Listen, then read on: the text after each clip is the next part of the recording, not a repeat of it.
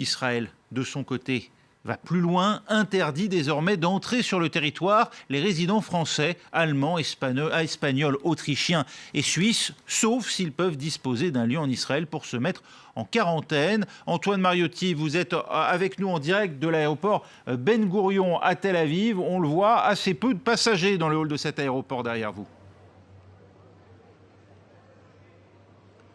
Oui, assez peu de passagers. Alors, de là à dire qu'il y a une conséquence directe, c'est peut-être aller un petit peu vite pour l'instant parce que ces mesures, en effet, ne sont pas encore entrées en vigueur. Elles vont entrer en vigueur au milieu de la nuit. Il sera environ 4h30 ici en Israël, 3h30 à Paris. Il faut bien comprendre que donc il y a pour l'instant des Français, par exemple, qui sont dans les airs, dans un avion, en train d'arriver ici à l'aéroport de Ben Gourion. Avant de partir, ils étaient inquiets parce qu'il y avait déjà des rumeurs sur ces annonces du gouvernement israélien. Ils se demandaient s'ils allaient être refoulés ou pas. Le gouvernement israélien a rassuré en disant qu'il y aurait donc cette marge de 12 heures avant que ce soit mis en application. Cela veut dire que les avions qui ont déjà décollé, qui vont arriver ici même à l'aéroport Ben Gourion de Tel Aviv, vont pouvoir atterrir, que les passagers vont pouvoir entrer sur le territoire israélien, quelle que soit leur nationalité. En revanche, à partir de la nuit prochaine, donc de demain matin très très tôt, tous ceux qui viennent de France, d'Allemagne, de Suisse, d'Espagne et d'Autriche ne pourront plus entrer sur le territoire. Les Israéliens le pourront, les résidents